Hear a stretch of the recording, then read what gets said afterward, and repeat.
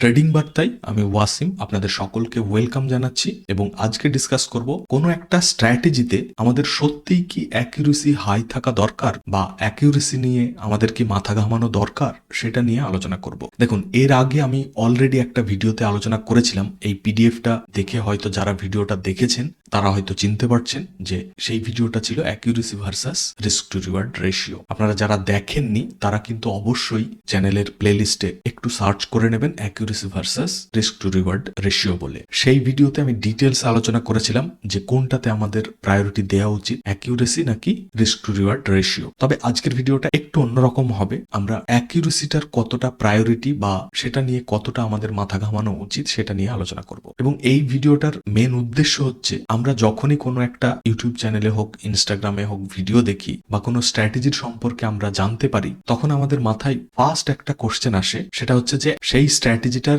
Accuracy কত? 70%, 80%? মানে 70-80% অ্যাকিউরেসির নিচে আমরা কিন্তু কোনো স্ট্র্যাটেজির গুরুত্বই দিই না। তো সেটা কি ঠিক? এই নিয়ে আজকে আলোচনা। এবং যারা এই আগের ভিডিওটা অলরেডি দেখেছেন তারা অলরেডি কিছুটা হলেও নলেজ পেয়েছেন যে অ্যাকিউরেসির কিন্তু অতটা গুরুত্ব নেই। কেন নেই? কারণ আপনি ধরুন একটা হাই অ্যাকিউরেসি, যেটা মোটামুটি 70-80%-এরও বেশি অ্যাকিউরেসির একটা স্ট্র্যাটেজি, সেইটা আপনি ইউজ করছেন। এবার ধরুন আপনি একটা ট্রেডে এন্ট্রি করলেন এবং স্ট্র্যাটেজিও ভালো, আপনার ঠিকঠাক জায়গায় এন্ট্রি করেছেন, সবকিছু ঠিক আছে, বাট আপনি কখনোই এইটা বলতে পারবেন না যে সেই ট্রেডটাই আপনার প্রফিটই হবে, লস আপনার হবে না। তাহলে অ্যাকিউরেসির মানে কি? এটা যদি আরেকটু ডিটেলসে বোঝানোর চেষ্টা করি, ধরে নিন আপনি একটা ট্রেডে এন্ট্রি করলেন হাই অ্যাকিউরেসির একটা স্ট্র্যাটেজির উপরে বেস করে। এখন দেখা গেল আপনি এন্ট্রি করলেন আজকে এবং কোন একটা স্টকে ধরে নিলাম এন্ট্রি করেছেন, কারণ অপশন ট্রেডিং এর থেকে স্টক অনেকটাই সিকিউর। মানে অপশন ট্রেডিংটা আমরা সকলেই জানি হাই রিস্কি, তার থেকে স্টকটা কম রিস্ক। তো আমি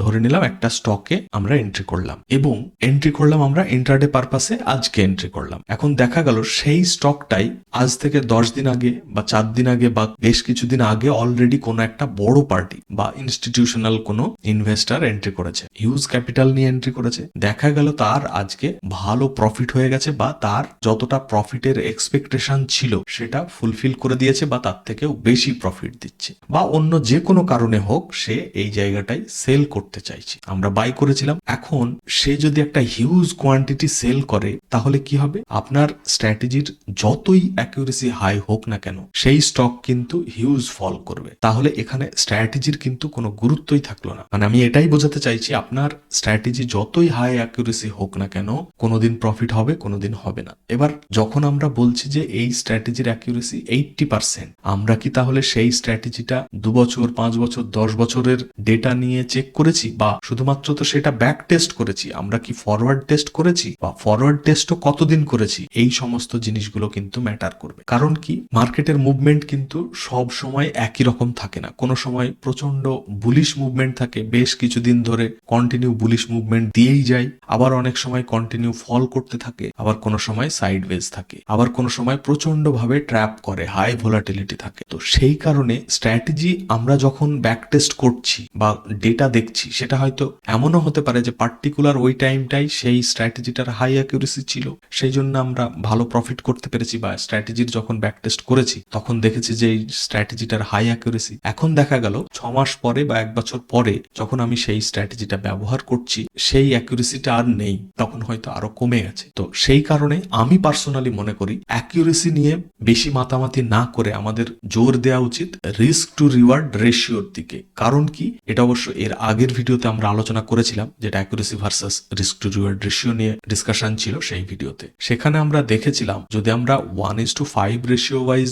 বুক করতে পারি তাহলে তো যে কোনো ভাবেই আমরা প্রফিটেবল হয়ে যাব। মানে আমার অ্যাকিউরেসি যদি 20%ও হয় তাহলেও কিন্তু প্রফিটেবল হয়ে যাব যদি আমরা 1:5 রেশিও ওয়াইজ প্রফিট বুক করি। বাট এই 1:5 রেশিও ওয়াইজ প্রফিট বুক করাটা এটাও কিন্তু অতটাও সিম্পল বা ইজি নয়। মানে এই এতটা হোল্ড করা আপনার পক্ষে কিন্তু অতটা সহজ হবে না। আপনাকে বহুবার বহু রকম ভাবে আপনাকে বোঝানো হবে স্টকটার উপরে যাবে না, এখান থেকে ফল করবে এবং আপনাকে সেই স্টক থেকে বের করে দেওয়া হবে। তবে যদি আপনার মাইন্ডসেট প্রচন্ড স্ট্রং হয় যে হয় আমি এই ভালো risk to reward ratio wise profit বুক করব, আদারওয়াইজ আমি লস হলেও সেটাই অ্যাকসেপ্ট করে নেব। সেই রকম মেন্টালিটি হলে তবেই আপনি high risk to reward ratio wise profit book করতে পারবেন। তবে আমার মতে 1:4 হচ্ছে বেস্ট। আপনি যদি 30% অ্যাকিউরেসির কোনো একটা স্ট্র্যাটেজি ব্যবহার করেন তাহলেই কিন্তু আপনি প্রফিটেবল ট্রেডার হয়ে যেতে পারবেন বা প্রফিট করাটা আপনার পক্ষে ইজি হয়ে দাঁড়াবে। বাট সেই ক্ষেত্রে আপনাকে মাথায় রাখতে হবে 1:4 আপনাকে বুক করার টার্গেট রাখতে হবে, ছোটখাটো প্রফিট নিয়ে বেরোলে হবে না। এবার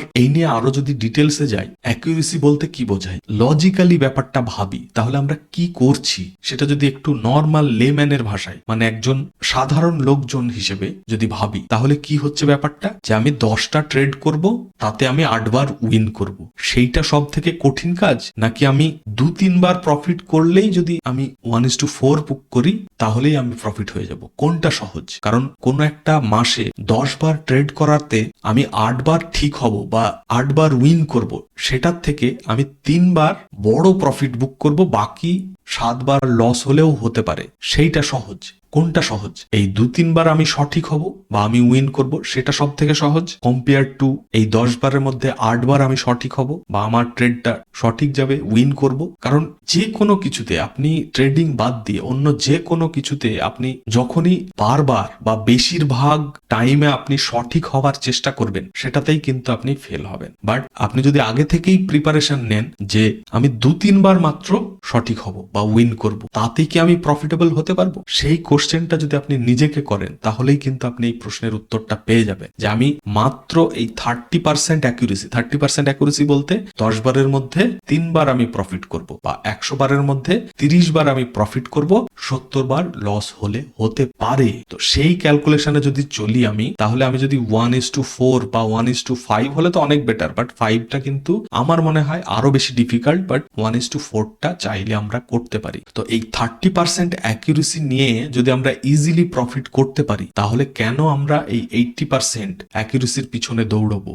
যেখানে আমাকে 10 বারের মধ্যে 8 বার সঠিক হতে হবে? সেটা কিন্তু শুনেই আমরা বুঝতে পারছি যে সেটা অনেক বেশি ডিফিকাল্ট। বাট এটাও ঠিক, এই 1:4 রেশিও ওয়াইজ প্রফিট বুক করাটাও কম কথা নয়। বাট একটা সাধারণভাবে আপনি ভাবুন যে আপনি যদি না জেনেও ট্রাই করেন তাহলেও একটা প্রবাবিলিটি থাকবে যে 10 বারের মধ্যে 3 বার এমনিতেই আপনি উইন করে যাবেন। সাপোজ আপনি ফুটবল খেলছেন, আপনি পেনাল্টি শট করছেন, আপনাকে বলা হলো 10টা আপনি শট করতে পারবেন, 3 বার যদি আপনি রাইট হন তাহলে আপনি উইন। সেইটা বেশি কঠিন নাকি আপনাকে 10 বারের মধ্যে 8 বার গোল করতে হবে সেইটা বেশি কঠিন? এবার আশা করছি আপনারা সকলেই বলবেন যে 10 বারের মধ্যেই 3টে গোল করাটা সব থেকে সহজ। আমি সেটাই বোঝাতে চাইছি যে আপনি অ্যাকিউরেসি কম হলেও আপনি বড় প্রফিট বুক করার চেষ্টা করুন, টার্গেট রাখুন 1:4, দেখবেন আপনি মাসের শেষে ইজিলি প্রফিট হচ্ছে। আপনি চেষ্টা করে দেখুন, মানে ধরুন swing to swing SL trail করছেন, ভালো কথা, বাট আপনাকে চেষ্টা রাখতে হবে 1:4 বুক করার। মানে